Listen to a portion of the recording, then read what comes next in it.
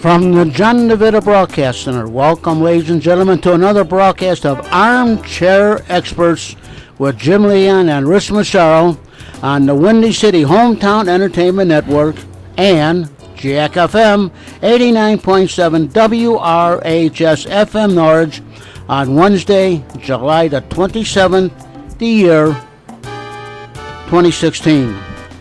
And now, here they are, with a big happy smile on their face. And a song in their heart. And still breathing on their own, Jim and Rich. You know, before we started, John, you said, what are you going to talk about today? And we said, I don't know. And it made me think of last night we went to see in Elk Grove Village, Elk Grove Theater. They had a showing of Raiders of the Lost Ark. And there's the one scene at the end where the truck takes off with the Ark in it, and he jumps on the white horse, and he said, I've got to stop that truck. And he said, Uh-oh. Jim's getting a text as we speak. I know. I'm getting a phone call. I have no idea who it's from. All right. So, we all like the Raiders of the Lost Ark. Great movie. Yes, it but interrupted. I want you guys to name me since we're... let me finish. Okay. Let me finish the one thing. I didn't know if you're going to come back or not. Yeah, I have no idea who that was, and I was trying to stop the phone call. He jumps on the white horse to chase the truck. And he said, I'm going to stop that truck. And somebody said, how are you going to do it? He goes, I don't know. I'm going to make it up as I go along. That's exactly the way we do this. You know, I'm glad that you had that little story to tell, because when you started to sing with a song in my heart, I was thinking, what was the name of the singer and what was the name of the movie? Oh, but Jane Froman. Was and the singer, and I think it was probably a song in my heart. I think that's what the movie was. A movie from the 50s. Oh, probably. Probably. You know, and for all of you people who have no idea what we're talking about, look it up.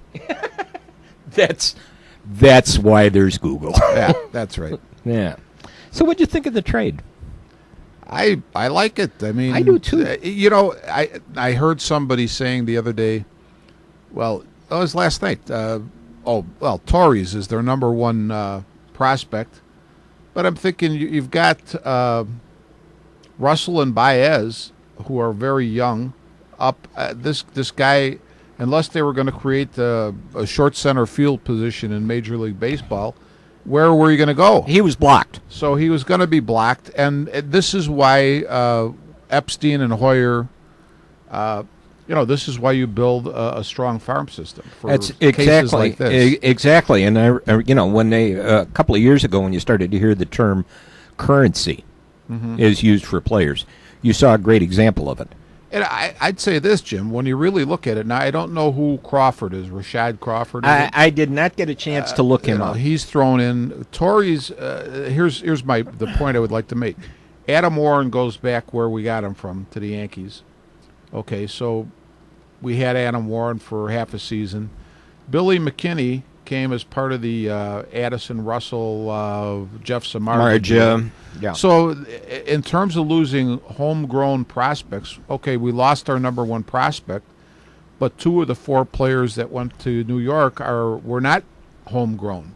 So just based on that, and I don't know what the projection for Crawford was or will be, but the big name in the deal is Torres, and he's 19 years old. We'll see what happens with him. A lot of things that I started to see on Twitter yesterday said probably in 2 years that's the Yankees' second baseman.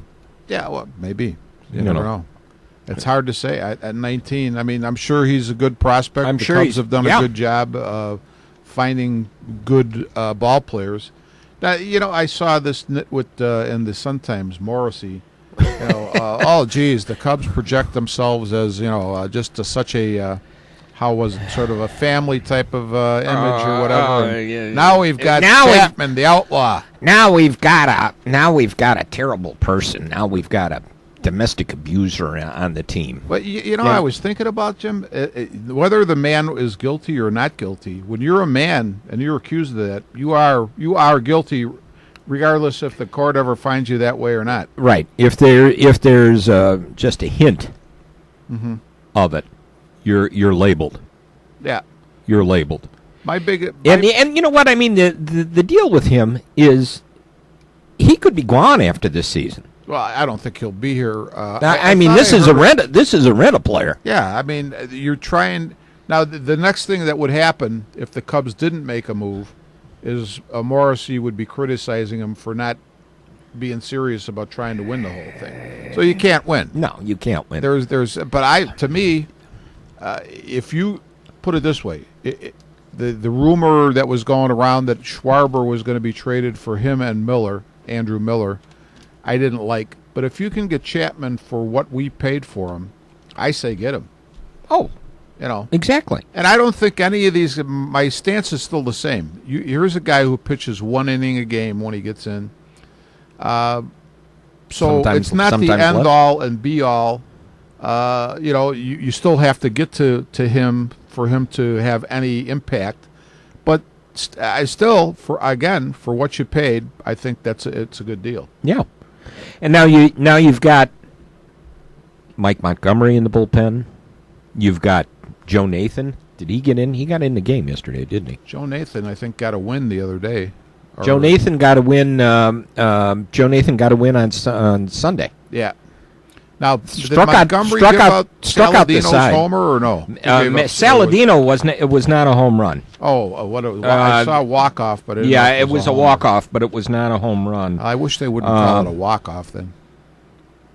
Game-winning hit is more Shuck singled, Navarro sacrificed, Shuck moved to second, Saladino singled him in.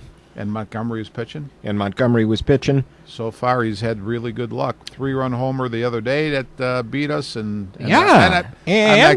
Montgomery is, thank God they got Chapman. Otherwise, everybody'd be beefing. And by golly, you got an earned run average of 27. Well, that is. I'm going to tell you who's impressing me coming out of the bullpen. Carl Edwards Jr. Yeah, he looks good. Wow. You know what I like? I think he's got that attitude. He's sort of fearless. Yeah. The other day, who were they playing? Where they? You had a runner on second, and it was the Brewers. They had a man on second, and they had the 3, 4, and 5 guys coming up, and he got Braun, Lucroy, and Carter, and was out of there. Yeah. I mean, the heart of their order. Yeah. So no fooling around either. No, this guy, I like him. He doesn't get out there and nibble at the corners. He throws strikes. Yeah, skinny little guy. Skinny little guy, number 6. You don't see that too often. You don't see that on a pitcher. Single digit. Yeah, name me a number 6 in Cub history. Number 6 in Cub history. There's not one that comes right to mind. Dick Bertel is the first one that comes to my mind. Sure, he was 6. Yep. He wasn't 9. No, he was 6. Okay. So yeah, and I can't think of 6s that I'm sure there was some. Oh, I'm sure there was, and generally, with the way some of the uniform numbering sequences went, it probably was a coach at some point. Probably. Yeah. So 6, but you're right. Edwards looks good. Yeah. That was a good call up, and. I don't know. What did you think about? You were out last night? I didn't see the game. We were out last night, so I didn't see the game, and we stopped for just to get something quick on the way home, and I looked what was going on the phone. For all of those people who think that Schwarber would be great, and he would be good in the American League, but for all of those people who do think that we could have life without Schwarber, just think about these little periods that we go through where we have difficulty scoring runs. If you've got Schwarber in the lineup, it kicks everybody else down a notch and just makes your lineup that much more solid. And not saying that you can't go through these periods, but my guess is they would be a lot less frequent than what they've been. So when you know what? Don't wish for the exit of Kyle Schwarber, because I think with him in the lineup, we probably are going to even do better than what we're doing. Yeah, a better ball club. And if anybody becomes currency at some point, it's going to be Soler. Yeah. It's going to be Soler. Well, I could see them adding a maybe one more starter I just have a feeling that I don't know what they're saying, if they think their trading is over with. But I could see them. I'm not talking about a 1 or 2 starter, but somebody who's somebody at back end, somebody at the back end of the rotation. I was curious. I was curious how Hector Rondon would react to the job, and he's apparently quite happy. With the trade, the fact that he's lost his job, he's no problem.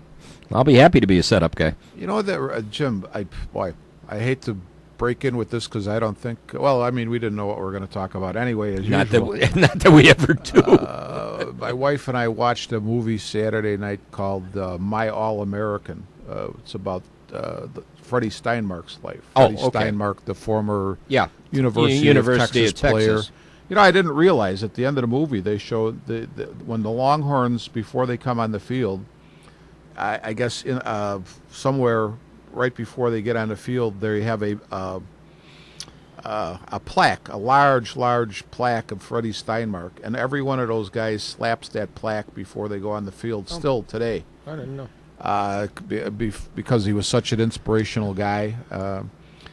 And what I was going to say about that, though, during the move, and I had just read something about this University of Texas team, but when you say, and it hooks in with Hector Rondon here, that year would have been 68 or 9, I think. Somewhere, we were still in high school. Bill Bradley was an all-everything Texas schoolboy. He was the not the Bill Bradley, not the basketball player. Bill Bradley, the football player, was all everything, and he was the Texas Longhorn quarterback. The Longhorns were coming off of a 6-4 season, and Darrell Royal wanted to change things. So he put in the triple option offense. Bradley had one heck of a time running it.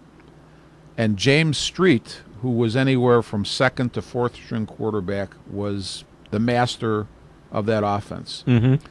So after a couple of disastrous games, Darrell Royal brought Bill Bradley in and said, "Listen, Bill, I hate to say this, but you are, like next to God in Texas here, but Street's the new quarterback." Mm. And they show in the movie, and this actually happened, a clip where Bradley walks now after he loses his starting job. He walks out onto the practice field. He approaches Street. He says, "Hey, throw me a pass." He goes out and makes it a comical thing, like he drops his shorts and everything while he's catching the pass. He calls Street over, puts his arm around him. He says, "This is our quarterback." And the team goes crazy because this guy, who is all everything but also all in for the team, makes this statement in front of the entire team to put the blessing on Street as the quarterback, and they go on to be the national champions. Yeah. And when you said Hector Rondon was okay with it, I'm thinking, you know what? It's a difficult thing to do, but if you are a team guy, that's the perfect response. Oh, yeah. And you know what? I mean, in that situation, what's the ultimate team game? Football. Right. Baseball is a team game, but strongly emphasis on individual players. Mm-hmm. And I think if an individual player is smart enough and he looks at what benefits the team, he'll accept something. He'll accept something like that. He'll accept something like that very easily. I just happened to glance at something here. Hall of Fame induction ceremony was over the weekend, and Ken Griffey Jr. and Mike Piazza went into the Hall of Fame.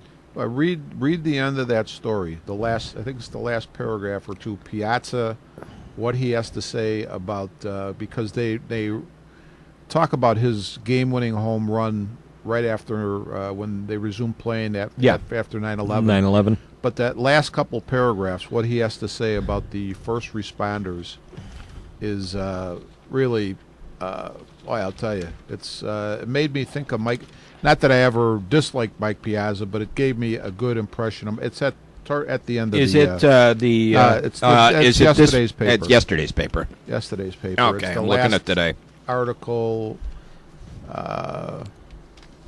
right there. Okay. But if you just read what he says, very interesting. I did, I think this might have been shared. I might have seen this yesterday on an internet link.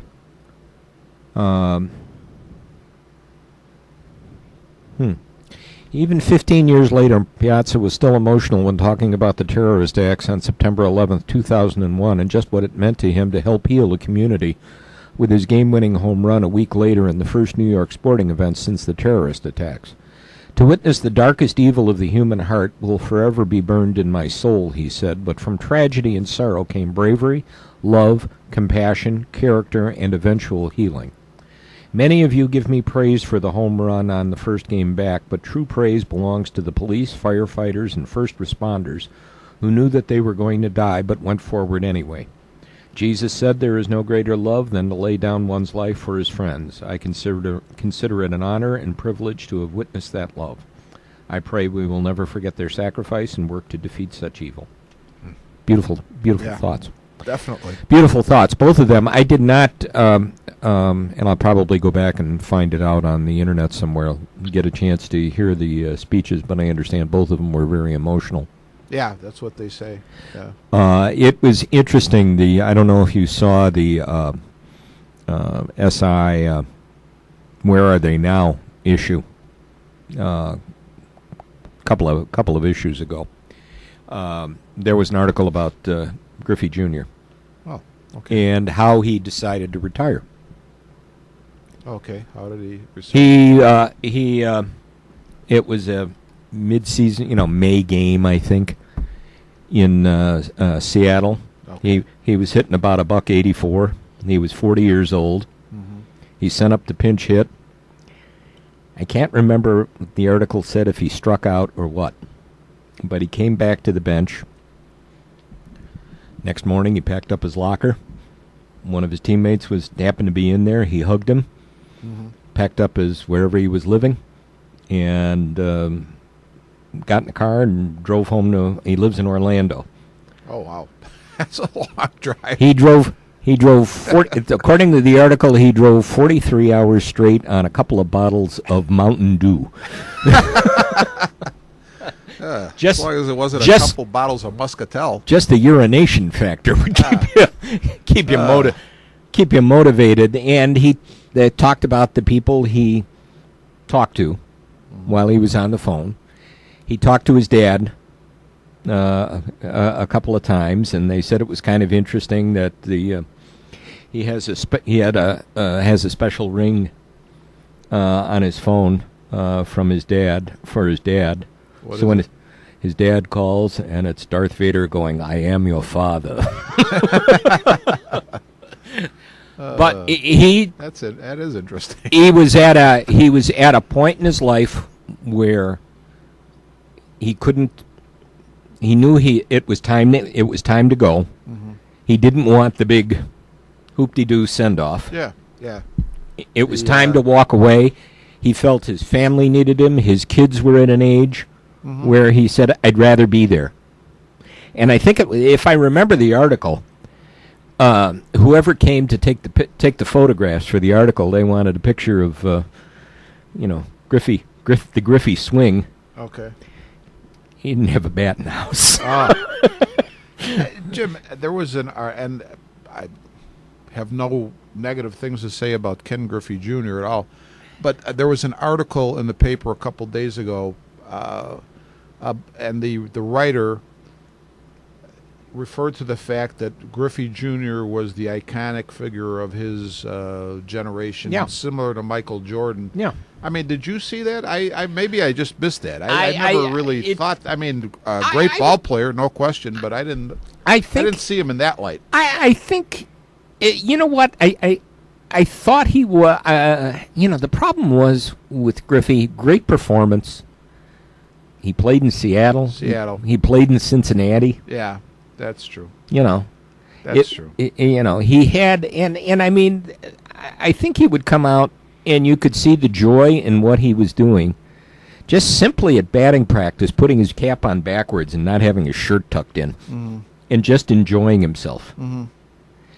And I think his, I think his speech on Saturday or on Sunday, I think he did I think I heard somewhere he took a baseball cap and put it on backwards. Yeah, that's what they said. And yeah. And Piazza lasted 2 minutes before he started to cry. Griffey, who made the mistake of looking into the faces of his 3 children sitting in the front row, managed about 20 seconds. Yeah. Well, it's a moving thing. That is an event I would like to see sometime. Yeah. I have been to a Pro Football Hall of Fame induction. Nice. Who was being inducted? That was the year Hampton went in. So recently. Fairly recently. Well, 2002, I think it was. Wow. Boy, time flies. Time flies. And that was also the year Jim Kelly.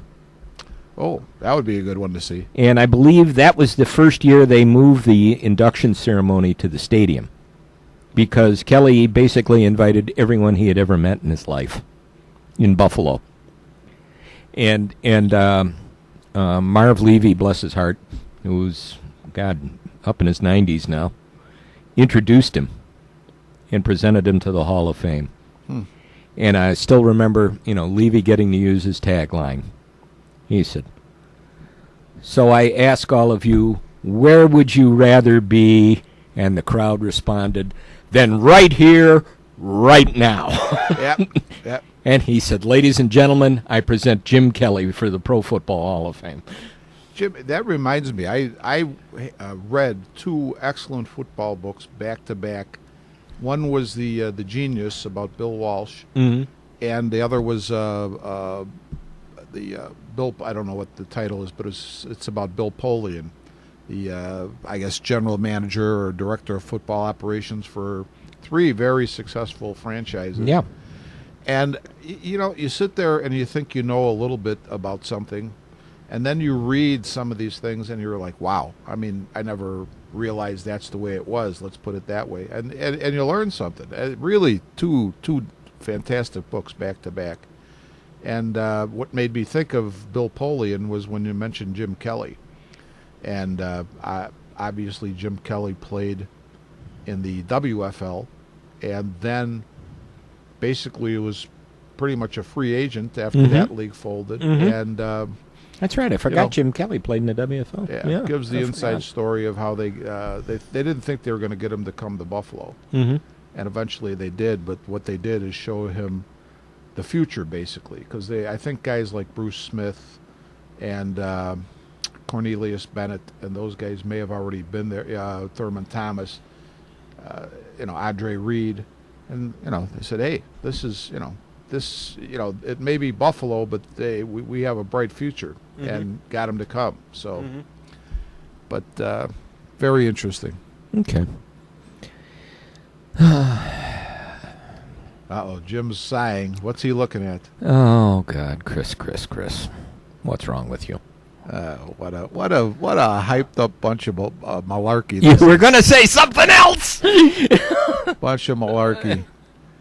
I'm telling you. You know why would he's just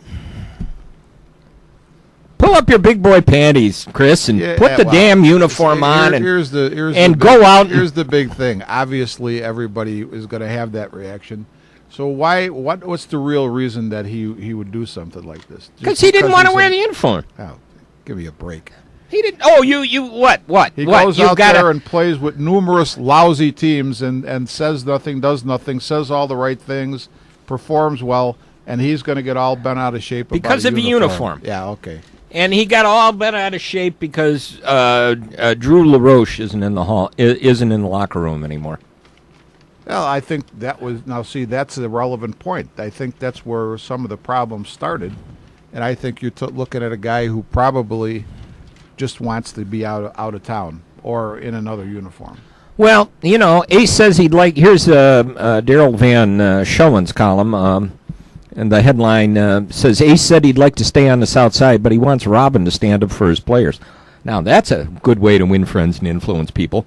Well, I'm saying that sounds the really want to be there. Oh no! I think he bought himself. I think he's buying himself a ticket out of town. And I think they're up with that. I think that's what they want to have happen. I don't. What perfect timing for them, huh? Yeah. What perfect timing. Oh my God. Man, all of a sudden, this guy name one goofy thing that this guy has done is similar to that since he's been on the south side. Well, other than getting all, I can't say the word, getting all mad, bent out of shape about the Adam LaRoche and that, which businesses are yours. Well, maybe you figure it is. Believe me, this is nothing unusual for ball players or any kind of athlete. You know, a lot of guys like to say what they got to say. Let's see. One National League scout, course, 40 years in pro baseball, was the most stupid. This was the most stupid and selfish thing. Oh, jeez. Wow. Stupid, yes. Stupid and selfish thing. Stupid, for sure. I mean, this is a. Maybe not so stupid if you get the pitch for a contender. Well, yeah, that's maybe. One thing. That's one thing. If you can get yourself out of town and wind up with somebody that's going to get in the playoffs instead of this team here that everybody you look at and go, well, maybe if they're lucky they'll be 500. Mm-hmm. Well, I think I noticed all of this started right after last week when Hahn announced that. Well, you know, maybe we're not going to try to retool. Maybe we're going to try to rebuild. And all of a sudden, just out of nowhere, Sale had this outburst about some uniforms. That's an interesting thought, because what other statement that Hahn made? I'm tired of being mired in mediocrity. Mm-hmm. Now, to me, I wouldn't. If I was Hahn, you'd really have to sell me on trade and sale, because he's probably as good a pitcher as there is in baseball. You're going to have to get a boatload of stuff back. I will say this, even though I'm a Cubs fan, and I'll, anger whatever Cubs fans listen, he's better than Jake Arrieta. Right now, he sure is. That. Right now, he sure is. And I'm just looking. I don't think if they deal him, I don't think obviously they're not going to deal him to somebody in the Central. Mm-hmm. Who would be a good candidate? And not knowing what's available, but geez, I'm sure the Mets would be delighted. It wouldn't be perfect because of the ballpark, but if I was the Sox, I'd be looking at sending somebody like Sale to the Red Sox, because they have a couple really good prospects. They do. Benintendi and Moncada. Yeah. If you could, and I'm not saying that the Red Sox would do that. I think, to me, I wouldn't do it if I was the Red Sox. Yeah. But if you can get something like that, where you got two really, really, really good prospects, and whatever else they want to throw in, then I would do it. Yeah, I'm just looking team-wise. I said the Mets. The Mets have got a need for pitching, with Harvey gone. That would be a place. I don't know what the Mets. I don't know what the Mets have. I don't know what's the Mets have that might be worth trading. Mm-hmm. I don't know anything about their farm system, but I'm just looking at possibilities. I don't know about Miami. I'm surprised. I'm looking at Miami. I didn't realize they're tied with the Mets. Yeah, well, Miami's having under the radar good year. Yeah, no doubt about that. Yeah, but I really think now here's the thing: you start to listen to these guys in the media talk about, well, they're Sale and Quintana. One or the other. One or the other. You can't dump both. Otherwise, Comiskey Park, or I should say, the Cell, is going to look like. It's going to look like that haunted house on the Andy Griffith show. You said yes, and imagine the empty seats, and I said imagine the emptier seats. Yeah, they're not drawing anybody now as it is. No, and rightfully so. I mean, I have to say, I guess Rick Hahn is doing what he thinks is the best. But when you look at that collection of guys, yeah, you said it a few times, Jim, on the show. I mean, Todd Frazier has hit a lot of home runs and driven in some runs, but I mean, you're talking about, what is he hitting, like 220, maybe 211 on base average, on base percentage 297. Mm-hmm. His slugging percentage is 476, so his OPS is 606. Mm-hmm. If I'm looking at the right line, no, 773. I was looking at Navarro's. Yeah, his OPS is 773. But this is and look. Think about this, Jim. We have the Sox. You've got Avila is on the DL, and, right, and he's having some problems with his rehab. Yeah, but just take a look at one position. You got Navarro and Avila as your catchers. Now, who's behind them? They have Narvaez up, and they have Kevin Smith. Now, that's it. If that's your catching core, and Navarro and Avila are likely not to be here next year. Where are you going? Where are you going with this ball club? Yeah.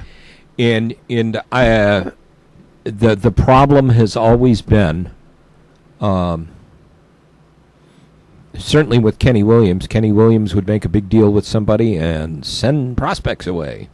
Yeah. And you're starting to suffer with that, and you're going to wind up.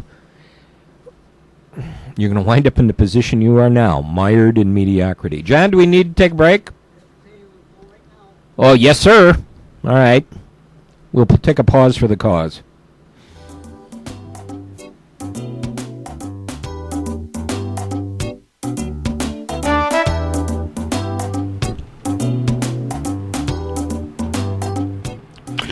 You are listening to Armchair Experts from the John DeVito Broadcast Center on Jack FM 89.7 WRHS FM Norwich and the Windy City Hometown Entertainment Network on Wednesday, July the 27th, the year 2016, with Jim Leon and Rich Massaro.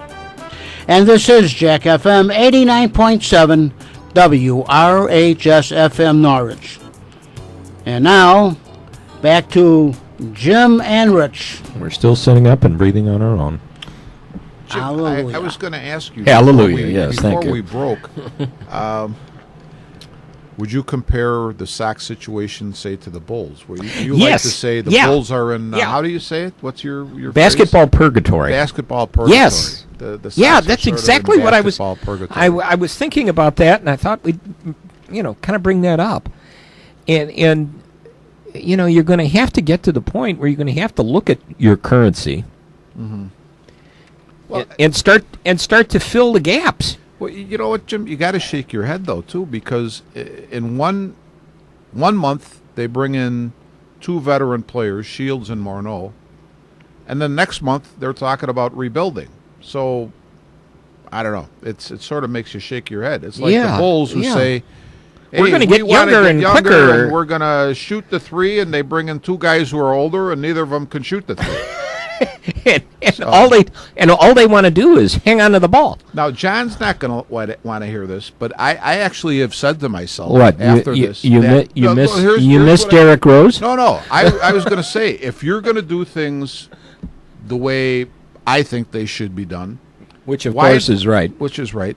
Why not? Why would you not keep Derrick Rose in his last year of his contract when you're going to get the best out of him? Assuming so not saying he's the answer, but I'm thinking you probably get a better year out of Derrick Rose in that situation than you're going to get out of two guys, Rondo and Wade. You probably would. You probably would have, because first of all, you had the possibility of Rose going at midseason. Mm-hmm. You could trade him in midseason. Yeah. If it wasn't working out, you could get some prospects or see what's out there. Mm-hmm. Everybody would be willing to deal in the middle of the year. Yeah. I wasn't surprised that they traded Rose, but I was surprised that they traded Rose. That didn't really surprise me that much. But then in retrospect, after what they got, I'm thinking, well, to me, here's the thing. Dwayne Wade and Rondo, both good players. I'm not knocking them as players, but Dwayne Wade has got, when he finishes his 2 years with the Bulls, I'm saying he'll probably be done. I'm thinking that. I don't know when Rondo will be done. If he's 30. Not a good boy, he's 30. He may be done here quicker than. Isn't there a 1 year deal with Rondo? It may be a 1 year deal. So, but I'm thinking to myself, okay, if you get neither of these guys is exactly what Hoiberg is looking for, I don't think. So why not just keep Rose, who, again, you're going to assuming you're going to get the best out of him in the last year of his contract. Mm-hmm. So I just don't understand that. And then you get what did we get? 3 guys for him, and you got rid of one of them already. And for years, Jim, I heard every time you would hear, not every time, but a lot of times when you hear trade rumors, Calderon was a guy the Bulls always sort of liked. Mm-hmm. When he was up in Toronto, you heard maybe the Bulls will go after him, and he's here for a week and he's gone. So, and I'm not saying he would be a difference maker, but it just I guess my point, the whole thing sort of makes you shake your head, like where is this all going? And that's kind of and that's the same way looking at the Sox with whatever these things they're doing. Yeah.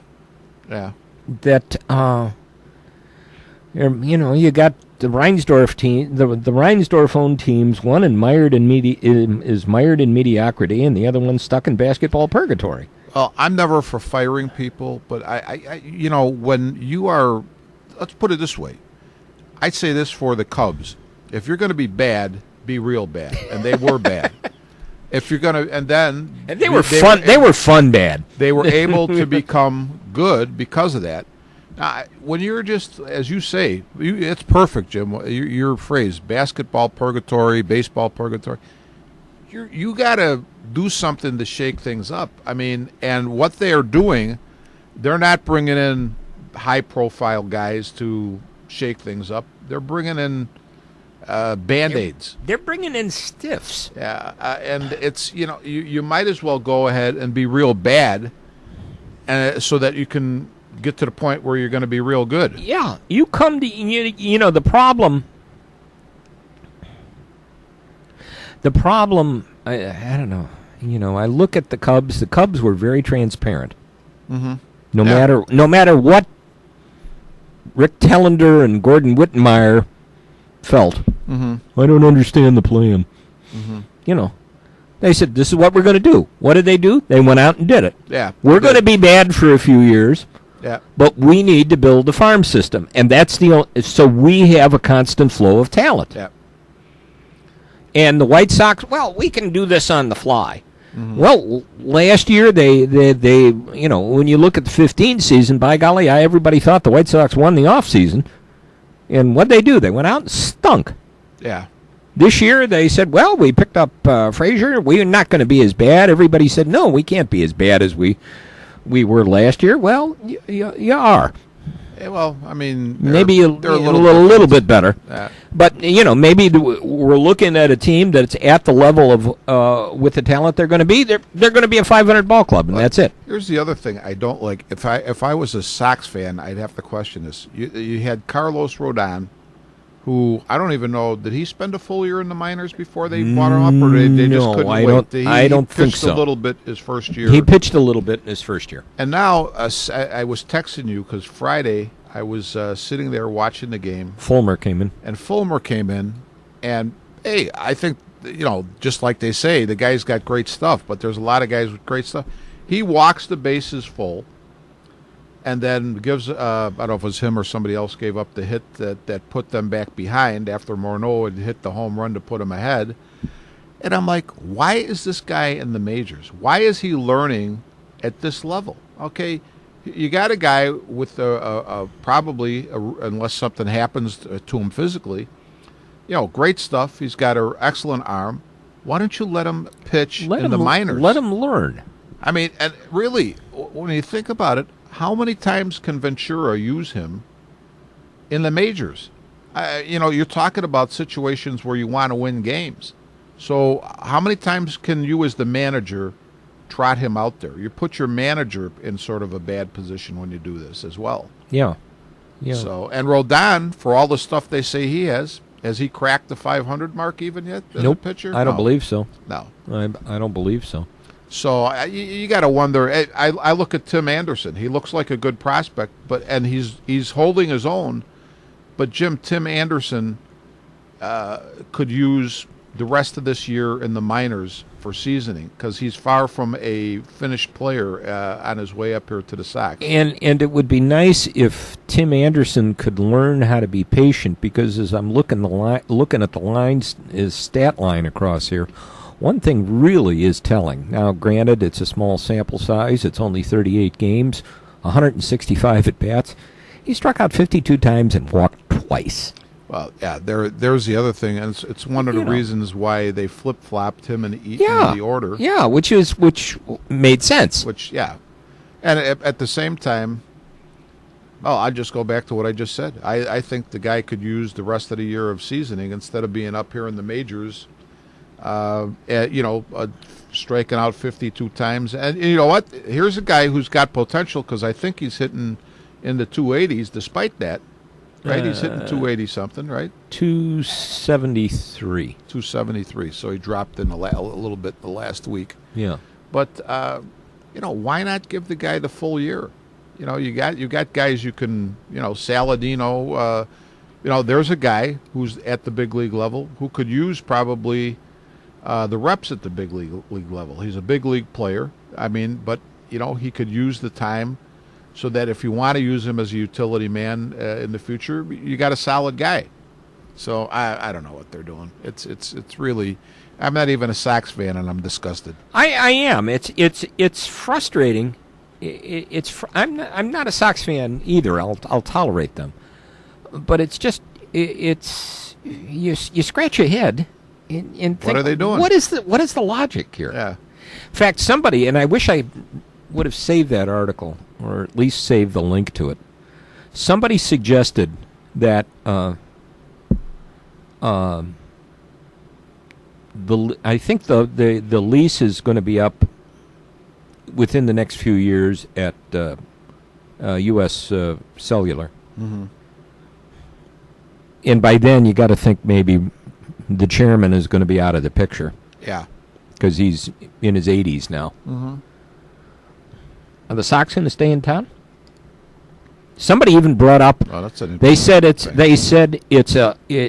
sounds like a wild idea, but how about Portland? Jeez. Well, they probably draw less in Portland than they do in Chicago. You know what? I say this: the Sox. I'm not a Sox fan, but when they were talking about moving the Sox to Tampa, how many years ago, I would say, I'm not going to stand in front of the moving vans, but my feeling was, as a Chicagoan, over my dead body. Okay, that's the way. And believe me, I'm not a Sox fan, but I don't franchise. I do not want to see any of our teams leave the city, including the Sox or whoever.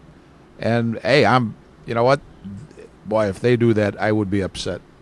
I would be very upset. It would be upsetting. I can think back over the years going to ball games. I've had a lot of great memories going to Sox games. Definitely, yeah. I had, some great memories. I had some evenings explained to me after the ballpark. Yeah. When you come into the office the next morning and the first words out of somebody's mouth is, "Do you know what you did last night?" You just sit there and go, "Oh Lord, I did that." But as far as I'm concerned, if anybody starts to talk about moving the Sox, they quickly go from those lousy White Sox to, what are you talking about? Moving our Sox out of town? No way. Yeah. They're our team to hate. Okay, we still want them here. We want them here. Who are we gonna hate? Yeah. And I think about the rumors in the past about the Sox moving. There was the possibility of them going to Milwaukee. Right. I remember that one year they even played a few games. Yeah, they played about 12 games in Milwaukee, and they were going to move to Seattle to replace the Mariners moved to, or the Pilots moved to Milwaukee. Pilots moved to Milwaukee. Seattle sued Major League Baseball in order to settle that. Right, that was right. The Sox were going to. And do you remember the other part of what that deal would have been? Charlie Finley would have moved the A's to Chicago to become the White Sox. Oh, I see. We would have had the A's here. Yeah, that would have been fun. That would have been a fun ball club to have. That would have been fun. Yeah. Now, see, that at least is a deal where at least we get a team. Yeah. But and we would have gotten a better ball club here. Here's the thing: I'm spoiled. I want to be able to see both leagues, players from both leagues, if I want to. Yeah, I want to be able to, and I think of gosh, I think of some great memories seeing the first game I ever went to as a kid. I was about 9 years old. In fact, I don't even think I was 9. It was summer of '60. I would have turned 9 in the fall. And the first year of the Exploding Scoreboard, a game against the Yankees, when Casey Stengel came out of the dugout with the sparklers. Well, they all ran around the dugout and they ran around the dugout. They ran around the dugout and the sparklers when Mantle hit a home run, and then I think it was Berra. I can't remember for sure. Okay. I'd have to go look up. You saw that game? Yes. Oh my gosh. We were sitting. We went out. We went out to the game with a group. My uncle, my mom's brother, Leonard, lived around Fullerton and Austin and belonged to St. John Bosco Church. Okay. And they'd always have an outing. They'd have an annual outing, and we'd take the bus down there, and it was always a Friday night, and it would always be a game against the Yankees. So all the kids got to sit in the front row, and it was the lower deck and left field in the old ballpark. And all the adults sat behind. Mm-hmm. And I still remember this one too. That when we were getting ready, this was 1960, pre the changes of Vatican II, and we got on the bus, and the priest got on the bus to go to the ball game, and one guy yelled from the back. He said, "Father, I'll let you out of the bed if I can have a hot dog." It was a Friday night. Yeah. Okay. But I still remember that. They hit the home run. And they started to go, and somebody yelled, "Look at the Yankee dugout!" And they were all running around with sparklers.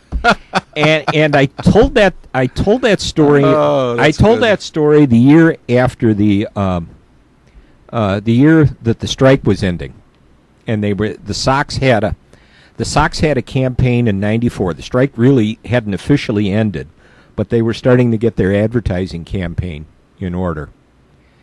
And they had a promotion that year that was called Dear Sox. And they put the ad in the paper. They said, "We want to get your memories. Tell us anything. Tell us about a game you went to.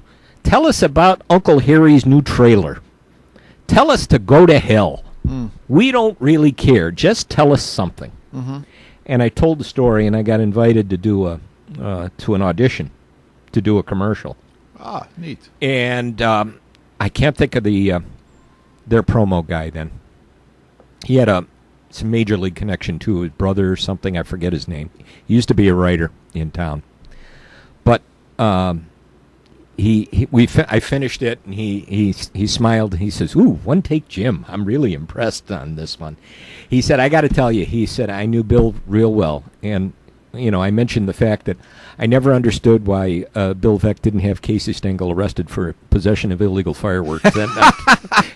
And he said, I knew Bill real well, and there were two things that Bill was probably doing. He says, one, he was probably laughing. Definitely. And two, he was trying to figure out a way to get even with Casey. Yeah, no doubt. But that was one of the great memories, and I think about going out there for the '83 All-Star game.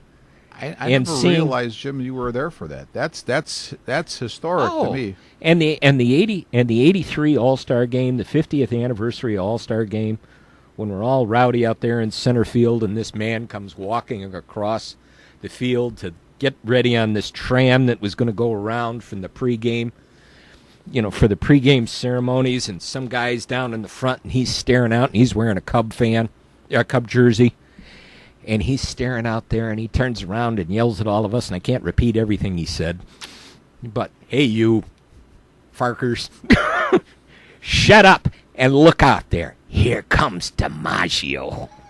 And we all sat there and went, "Oh, man, that's DiMaggio. Holy cow." Everybody's, straightening, making sure their jackets are all straight up, got your pants zipped up. We're all staring like, holy cow, that's DiMaggio. He's like 30 feet away from us. And other nights sitting out there, we were out there one time, and the one year they had not the bleachers, they had moved the bullpen to the sidelines instead of out of center field. Mm-hmm. And we had a great angle from where we were sitting that night. And Wilbur Wood got up to warm up. And you had a full view of that knuckleball. Oh, wow. Oh, my God. And you see a catcher not trying to catch it, but more like surround it. Yeah. You know what? I think I would have rather seen the Sparklers, though. Oh, the Sparklers that's all time. that's that one is all time. I'm gonna have to go to baseballreference.com and look up that game because it was a game in May in 1960. Because who does Vec? Does Vec mention it in his book? Or I believe he does. I know I've read about it. I believe he does. Yeah. Well, Jim, I see that I saw that I didn't get a chance to read it, but I see we had some Bears news because the Bears got to be close to getting into Bourbonnais, right? In fact, I think training camp opens tomorrow. And the first training camp well, today's Tuesday as we're recording this. The training camp, I believe, opens up tomorrow or Thursday, Wednesday or Thursday. But there were a couple other things that I noticed along here in the sports wire that J.J. Watt is on the PUP list right now while he recovers from back surgery, but he's expected to. The Texans hope he'll be ready for the regular season opener. And Jordy Nelson, the Packers put Jordy Nelson also on the PUP list, but indicated they will be cautious with him in training camp. So we did have some Bears news in here because I think. Yeah, it's back a ways. I don't know if I've got the right day here. The problem when Which I look. Day Here we go. Here we go. Yeah. Everybody's starting to look at the roster already. Quarterbacks, they'll likely keep 3. Cutler, Brian Hoyer. On the bubble is David Fales. Connor Shaw. Now, who's Connor Shaw? Connor Shaw was a teammate of who, though? That's why we got him. I can't remember who it is. I think Hoyer was a good signing. Yeah, I mean, he's a solid Michigan State guy. We knew you'd like that signing. Yeah, and I look at running backs. Jeremy Langford, right off the top. Langford, Jordan Howard, Kadeem Carey. On the bubble, Jaquiz Rogers and Paul Lasaki, the fullback. The fullback, yeah. Probably Centerese Perry is on the way out. The thing to watch: Langford versus the Dropsies. He dropped a lot of passes last year, but of course he dropped 8, and he was targeted 40 times. Wide receivers, they'll keep 6: Alshon Jeffrey, Kevin White, Eddie Royal, Josh Bellamy. On the bubble, Mark Mariani, Daniel Braverman. That'll be the Johnny Knox replacement for this year. Everybody's going to be, Everybody likes Braverman. Yeah, because he's small and, Cameron Meredith, Deontay Thompson, Marquise Wilson. They expect him on the PUP list with a broken foot. Wilson can't seem to stay healthy. No, that's been the problem. It'll be interesting to see. They mention here in this article that Patrick Finley wrote the battle to watch: Jeffries versus the contract.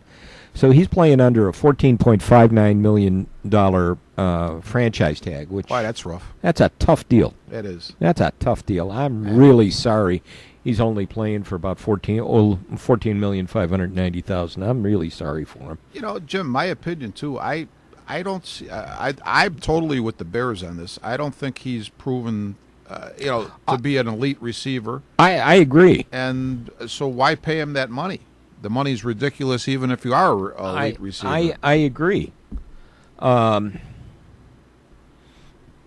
ends, keep Zach Miller. Others, Kari Lee, Tony Moeki, Rob Hausler, Ben Browniker. Names I don't know. Ben Browniker was a free agent. They signed out of. He went to Harvard. Okay. I think that's Browniker. Okay. They have did they list another tight end there too? Because I thought they're signed out. Another guy. They're out. Greg Suggs, Gannon Sinclair, Joe Summers. Joe Summers is the other guy. I think he's from. He's fairly local. He might have gone to a small Midwestern school, I think. Okay. Offensive line, Kyle Long, Bobby Massey, Hronis Grasu, Charles Leno, Cody Whitehair, and Ted Larson. Well, this is where you really hope that the improvement is, because this is where the game is won and lost. Right. This is what you have to have. The Bears think that Whitehair with a good camp could start. I'm sure. I think the thing I'm still a little worried about is Grasu at the center. Yeah, he's got to improve. That's all. I mean, but hopefully he will. Yeah. But the other thing, he's been hurt, and we don't have who am I thinking of that they got? You're right. Him. Yeah. Yeah, that guy. That guy. We don't have that guy. That guy ain't here anymore. Guy we got from the Jets. And I can't think of his name. Yeah. Yeah. So he's not here. Yeah, and if he was here, we'd mention him. but he's not, so we won't. Not here. Matt, what's his name? Slauson. Matt right. Slauson. Yeah. Defensive line, keeping 6. Eddie Goldman, Akeem Hicks, Jonathan Bullard, Mitch Unrein. On the bubble, Ego Ferguson, Will Sutton, Cornelius Washington, Terry Williams. Now, you just mentioned a name, Jim, where this is where Bear fans get a little confused. I'm sitting having coffee with a bunch of guys, and one of the guys is a real diehard Bears fan. He goes, Akeem Hicks is a stud. I'm like, wait a minute. Akeem Hicks was with the Saints. They jettisoned him. He was with the Patriots for a part of a year. The Patriots did like him. They wanted to keep him, but he came to the Bears. But I would say that's far from a stud. He's on his third team in I don't know how many years. Yeah. And I'm not saying that he won't do well, but he's a stud is not what he's going to be. He's going to be like a line clogger, hopefully a run stopper, which is good. I mean, you need that. But no, not a stud. Okay, I don't think so anyway. No. Outside linebackers: Pernell McPhee, Willie Young, Lamar Houston, Leonard Floyd. On the bubble, Sam Acho, and Christian Jones. Mm-hmm. So, who are the inside linebackers? I will tell you right Freeman, now. Trevathan, Freeman, Kwiatkowski. Kwiatkowski. And on the bubble, Jonathan Anderson, John Timu, and Lamin Barrow. I got to tell you, I like our linebackers. Almost every name that you named, including the backups, yeah. I like. I like the outside linebackers. I think Floyd is going to be interesting. I think Floyd, as he gets some experience with his speed, could make very. And if they leave him alone and let him play outside, don't start screwing around. Well, I'm going to make a prediction. You're going to see over the course of his career, Kwiatkowski be in the mold of a true Bears, and it's not a middle linebacker anymore, but it's an inside linebacker. But you're going to see a good football player there. Mm-hmm. I think so. Let's see. Who's going to do the punting? Well, now that's a critical area. Robbie Gould and Pat O'Donnell are the specialists. Hey, remember when they drafted him, the writers couldn't say enough what a great athlete Pat O'Donnell is. So, how many yards has he gained? How many? Because that was all. Oh important. my gosh! Yes, he could throw. He could do whatever. If that happens a lot. Yeah. Great athlete. Yeah, great athlete. So in case the center makes a bad snap, he may just pick it up. Well, the other things they got to think about is long snappers, Patrick Scales and Aaron Brewer. Yeah. Bring back what's his name? Pat Manley. Yeah, that guy who used to be here. Who was there for 15 years, whose name we forgot now. Pat Manley just is happy to talk football on the radio now. Yeah. Cornerbacks, Tracy Porter, Kyle Fuller, DeAndre Hall, Bryce Callahan. On the bubble, Sherrick McManus.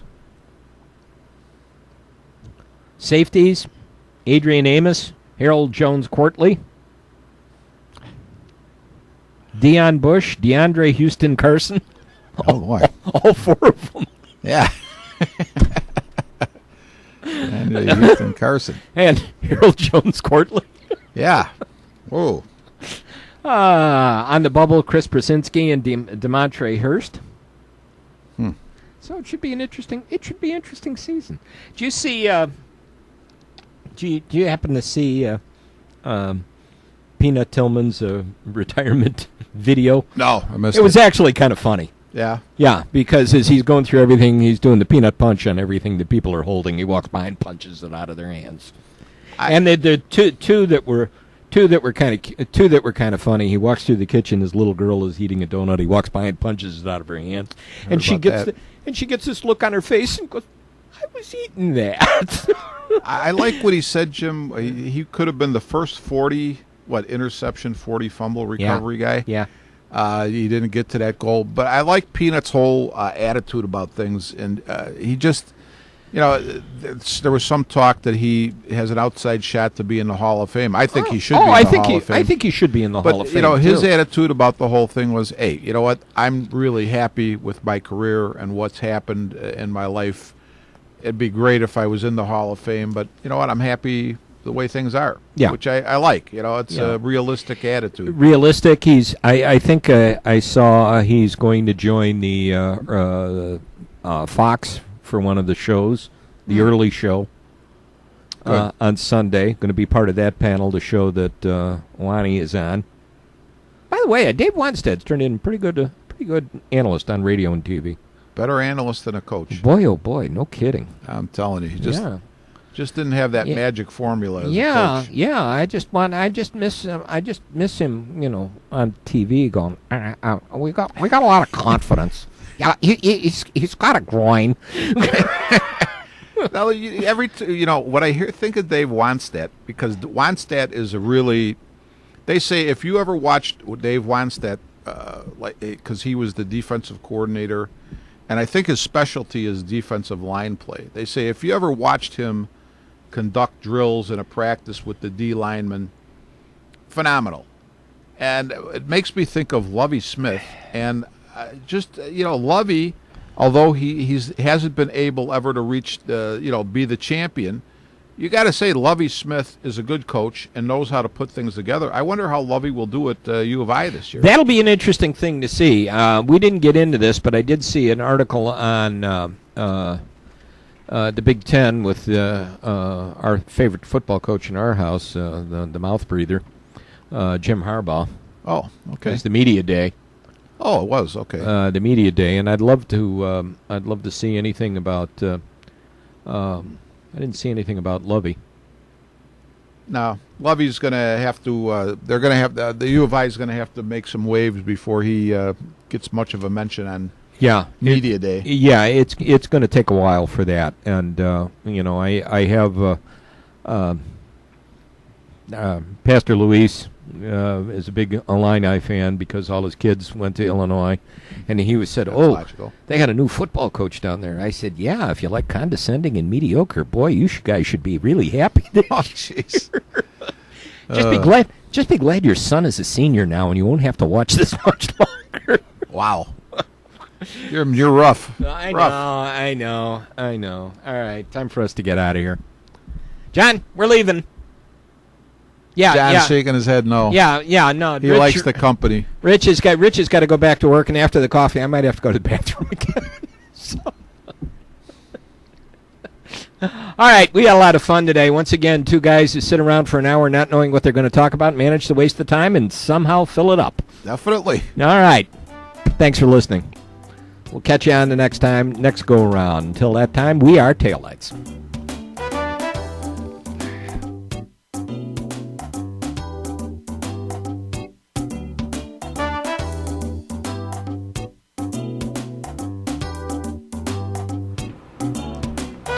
You have been listening to Armchair Experts from the John DeVita Broadcast Center on Wednesday, July the 27th on Jack FM 89.7, WRHS FM Norwich, and the Windy City Hometown Entertainment Network with the WRHS sports announcers Jim Leon and Rich Massaro.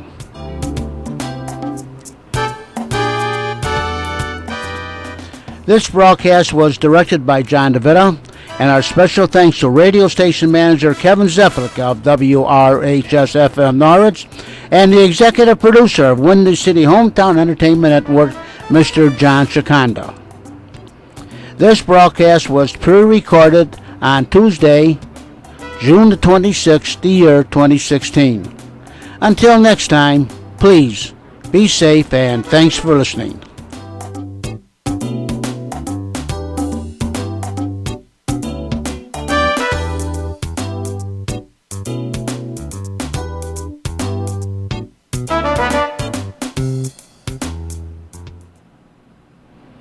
And this is Jack FM 89.7 WRHS FM, Norwich, Illinois. Have a great day, everyone. Stay cool.